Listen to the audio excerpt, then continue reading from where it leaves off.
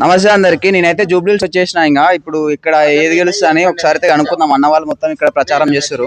చెప్పండి ఇక్కడ ఏం గెలుస్తా అన్న? కాంగ్రెస్ పార్టీ గెలవబోతుంది భారీ మెజార్టీ తోటి. నవీన్ అన్న గెలుస్తున్నాడు.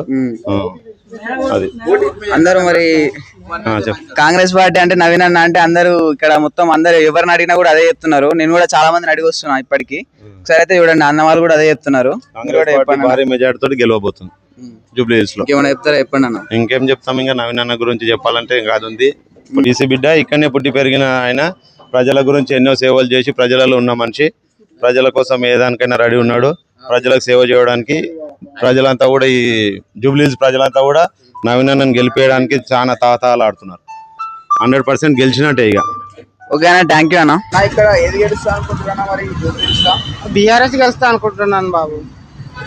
అంటే మీరు ఇంకా ఇంతకుముందు కాంగ్రెస్ గెలిచింది, మొత్తం రాష్ట్రం అంతా కాంగ్రెస్ ఉంది. కాంగ్రెస్ పాలన ఎట్లుంది అనుకుంటున్నారు మీరు? కాంగ్రెస్ పాలన చెత్త పాలన అండి.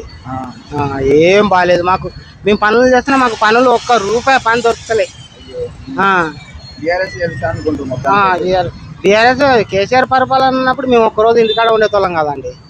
మేము అడ్డ నుండి రోజు డైలీ చేస్తాం. ఇప్పుడు వారానికి 2 రోజులుగా చేస్తున్నాం అడ్డ మీద.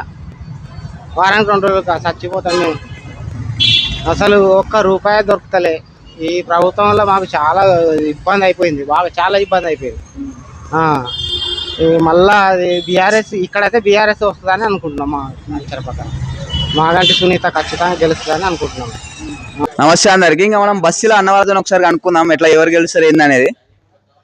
ఈ 10 సంవత్సరాలు బీఆర్ఎస్ పాలన ఏమైనా ఉన్నాయి జూబ్లీహిల్స్ నియోజకవర్గానికి?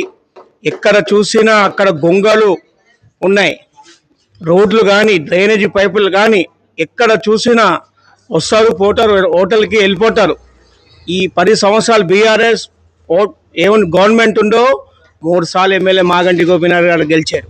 అభివృద్ధి సున్నా. కృష్ణా గారికి వెళ్తే గోదావరి నది మీద ఒక షిప్ వేసుకున్నారు, వాళ్ళ పరిస్థితి వస్తారు అక్కడ. రేపు వచ్చే కాంగ్రెస్ ప్రభుత్వంలో Naveen Yadav double America, Singapore చేస్తారు ఇక్కడ మన నవీన్ అన్న.